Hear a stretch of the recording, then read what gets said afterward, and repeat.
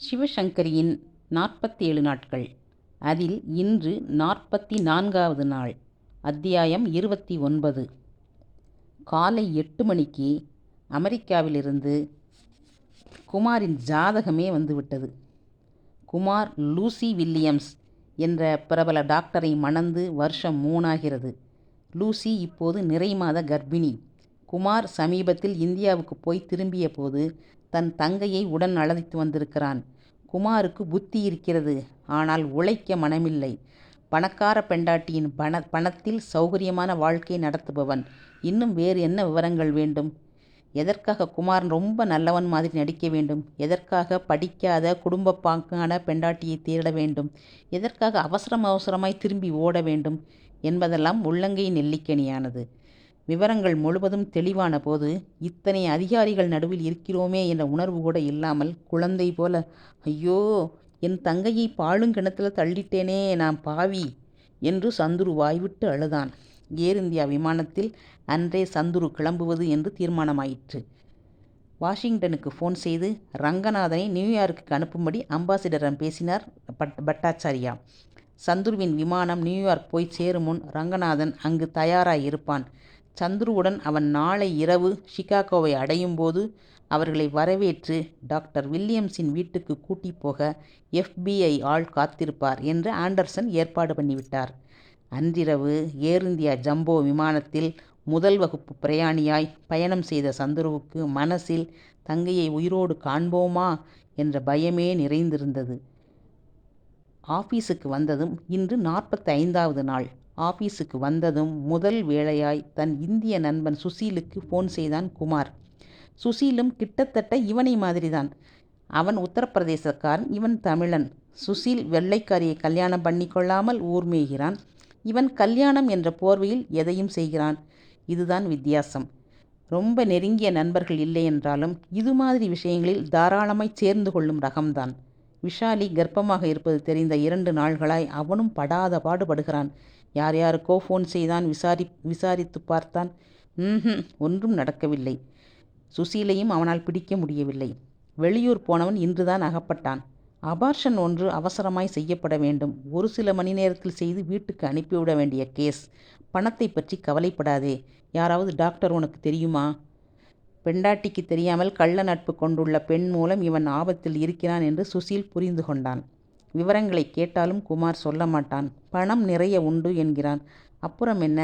விசாரித்து மறுபடியும் ஃபோன் பண்ணுகிறேன் என்றவன் அரை மணியில் திரும்ப கூப்பிட்டான். அவனுக்கு வேண்டிய டாக்டருக்கு இந்த வாரம் சௌகரியப்படாதாம். ஊருக்கு போகிறாராம். இன்னொருத்தர் நிறைய பணம் கேட்கிறாராம். பரவாயில்லை என்றால் சில மணி நேரத்தில் அனுப்ப மாட்டேன். குறைந்தபட்சம் அரை நாளாவது என் கிளினிக்கில் வைத்து பார்த்துத்தான் அனுப்புவேன் என்கிறாராம்.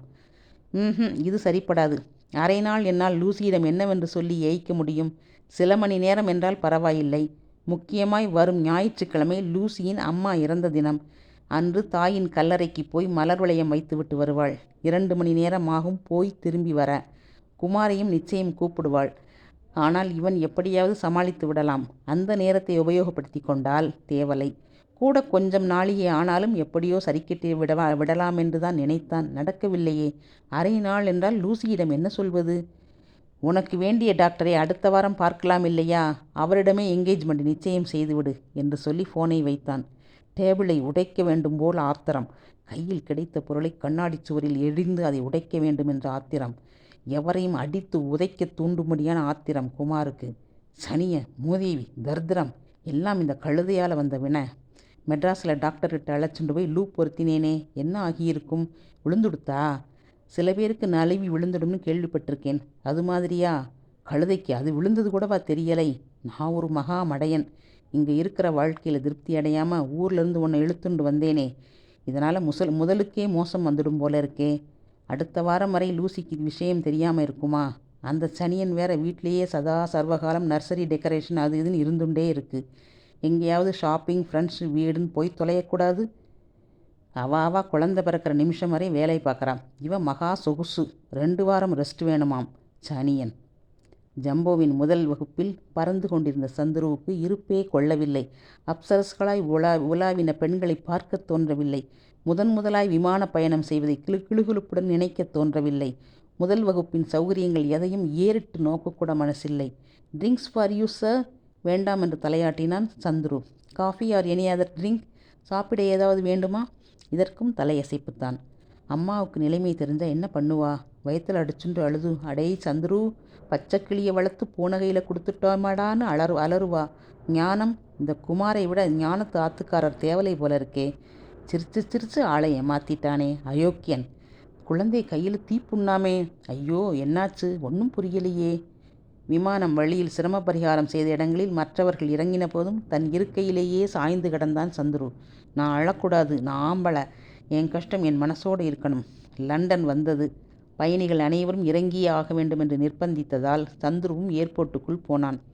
சோதனையாய் விமானம் குறிப்பிட்டபடி 3/4 மணியில் புறப்படவில்லை. பறவை ஒன்று எஞ்சினில் புகுந்து விட்டதாம். அதனால் பழுதடைந்த எஞ்சினை சரிபார்த்த பிறகு திரும்ப பயணம் என்று சொல்லிவிட்டார்கள். சந்துரு தவித்து போனான். இந்த பிளேன் திரும்ப எப்போது கிளம்பும்? நியூயார்க்கில் ரங்கநாதன் ஒருத்தர் காத்துன்ட்ருப்பார். அப்புறம் சிகாகோவில் FBI அதிகாரி வேற. அவள்லாம் நான் வரலேன்னு திரும்பி போயிட்டா? ஐயோ, எனக்கு எங்கே போகணும், எப்படி போகணும்னு கூட தெரியாதே. வருவாங்கிற தைரியத்தில் விசாரித்து வச்சுக்கலையே. வழி விலாசம் தெரியாமல் நாளை கடத்துகிற நாளிகையில் விசாலிக்கு ஏதாவது ஆயிடுத்துன்னா? சந்துருவுக்கு நினைக்கவே பயமாக இருந்தது. தெரிந்த அரைகுறை ஆங்கிலத்தில் விடாமல் பயணிகளையும் ஏர் இந்தியா அதிகாரிகளையும் விசாரித்து கொண்டே இருந்தான். பயணிகளின் கஷ்டத்திற்கு வருந்துகிறோம். என்ஜின் இப்பொழுது ரிப்பேர் ஆகாது. பழுது பார்த்து கொண்டே இருக்கிறார்கள். இரவோ இல்லை நாளை காலையோதான் நிச்சயமாய் கிளம்ப முடியும். அதனால் எல்லா பயணிகளும் ஹோட்டல்களில் தங்க ஏற்பாடு செய்திருக்கிறோம். தயவு செய்து வாருங்கள், உங்களுக்காக பஸ்கள் காத்திருக்கின்றன. அதிகாரி ஒருவர் அறிவித்ததும் பயணிகள் எழுந்து நடந்தனர். பலருக்கு காசு கொடுக்காமல் லண்டனில் ஒரு நாள் தங்குவது குறித்து ஏக சந்தோஷம். எப்போது அமெரிக்காவை அடைவோம் என்று துடித்து கொண்டிருந்த சந்துரு போன்றவர்களுக்கு ரொம்ப வருத்தம். பஸ் நகரில் வலம் வந்து ஹோட்டலை அடைந்த போது கூட சந்துரு இப்படி எப்படி பராக்கு பார்த்து மகிழவில்லை. விசாலிக்கு ஒன்றும் ஆகக்கூடாது என்ற பிரார்த்தனை தான் மனசுக்குள். சௌகரியமான ஹோட்டல்களில் தங்க வசதி. சக பயணிகள் ஏர் இந்தியா ஏற்பாடு செய்திருந்த பஸ்களில் லண்டன் மாநகரை சுற்றி பார்க்க புறப்பட்ட போது சந்துரு செல்ல மறுத்துவிட்டான். முதல் வகுப்பு பயணி அல்லவா, அதனால் அவனுக்கும் மற்ற முதல் வகுப்பு பயணிகளுக்கும் பிரத்யேகமாக ஊர் சுற்றி பார்க்க லிமோசின் கூட இருந்தது. சந்துரு அறையை விட்டு அசைய மறுத்து விட்டான். விஷாலி குட்டிக்கு அங்கே என்ன கஷ்டமோ? அண்ணா ஆபத்து, காப்பாத்துன்னு குழந்தை அலறி அழுதுன்றிருக்கா. எனக்கென்ன ஊர் சுற்றி பார்த்து மகிழ்ந்து போகிறது வேண்டியிருக்கு என்று அழுதான் மனதுக்குள். இரவு சாப்பாடானதும் அறைக்குள் இருந்த ஃபோன் பாடியது. இரவு விமானம் புறப்படாதாம். விடிகாலையில் கண்டிப்பாய் தயாராகி விடுமாம். நன்றாய் தூங்குங்கள், குட் நைட் என்றார் இந்திய அதிகாரி. சந்துருவுக்கு தூக்கமா வரும்? அது லண்டனாகட்டும், 5 நட்சத்திர பிக்கடிலி சர்க்கிள் ஹோட்டல் தான் ஆகட்டும், எதுவானால் என்ன? இனி தங்கையை முழுசாய் பார்த்து பத்திரமாய் அவளை ஊர் கொண்டு சேர்த்தால்தான் அவனுக்கு நிம்மதி, தூக்கம் எல்லாம். அடுத்த அத்தியாயம் 31.